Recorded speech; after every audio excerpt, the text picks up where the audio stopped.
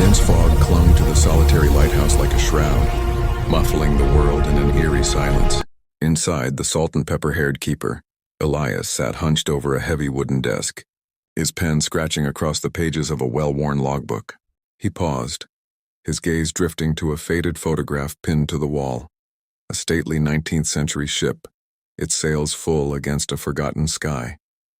A shadow of an old sorrow flickered in his eyes, a memory as persistent as the tide. Outside, the first rumbles of a storm began to stir, the wind whispering a prelude to its fury. The air grew heavy, charged with an unspoken anticipation, as the sea started to churn with a restless energy.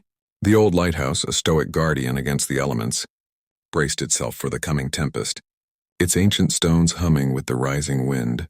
The lighthouse's powerful beam cut a brilliant swathe through the thickening fog, a blade of light sweeping across the tumultuous waves. For a moment, it illuminated nothing but the churning dark water. Then, as the beam swung back, it caught something impossible. A ghostly, three-masted ship, its form ancient and spectral, materialized from the dense mist as if woven from the fog itself. High in the crow's nest, a spectral lookout, a mere silhouette against the gloom, saw the light. Its head, skeletal and gaunt, snapped sharply toward the lighthouse. A single bony finger rose deliberately from its perch, pointing, alerting a captain long since lost to the sea. The silent alarm had been raised, a ghostly call to a spectral duty. A collective, silent will seemed to seize the phantom vessel.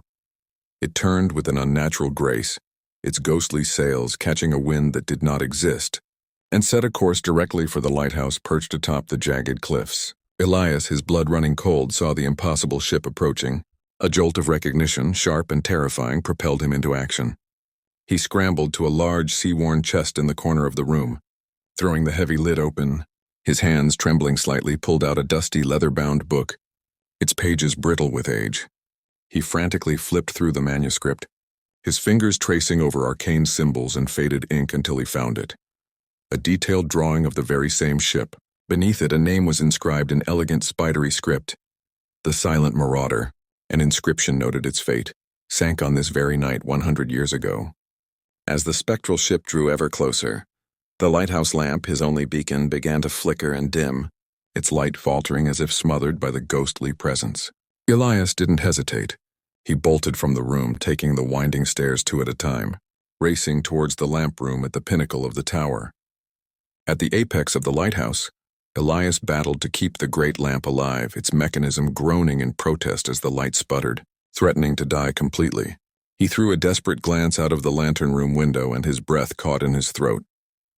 Standing on the spectral ship's deck, shrouded in mist, the ghost captain was staring directly at him, his gaze piercing the storm in the years. Just as the ship reached the treacherous cliffs, a ghostly transformation occurred. Its solid form became ethereal, its timbers and sails turning to mist and shadow, and it passed silently, impossibly through the solid rock below. Elias could hear the faintest whispers on the wind, the ghostly groans of ancient wood and the snap of spectral rigging. The ship emerged on the other side of the promontory, coming to a halt in the churning water. In the profound silence that followed, the ghost captain raised a hand, not in threat but in a slow, solemn salute. A wave of understanding washed over Elias, quelling the fear in his heart. The spectral crew was not a harbinger of doom but a memory, trapped in a timeless loop, forever reenacting its final tragic voyage. Lowering his head, Elias returned the gesture, a silent acknowledgement of their fate, a gesture of profound respect for the lost souls of the sea. As he dipped his head, a change began. The ghostly form of the silent marauder started to dissolve, its sharp lines softening and bleeding back into the dense fog from which it had emerged. The faint whispers faded into the howl of the wind, leaving only the sound of the sea. At that exact moment, the lighthouse lamp, without any touch from Elias, flared back to life, its beam burning stronger and steadier than before. A resilient guardian once more. The storm had broken as quickly as it had arrived, leaving behind a sky wiped clean and a sea that had settled into a gentle, rhythmic swell. The fog had lifted, revealing a calm, empty expanse of water stretching to the horizon. Elias descended the stairs, his steps slow and deliberate. He returned to his desk and the open logbook. Picking up his pen, he dipped it in ink and, with a steady hand, wrote a new entry below the last. The Silent Marauder, he wrote, has completed its voyage. He carefully closed the heavy cover of the logbook, a look of quiet peace settling upon his weathered features.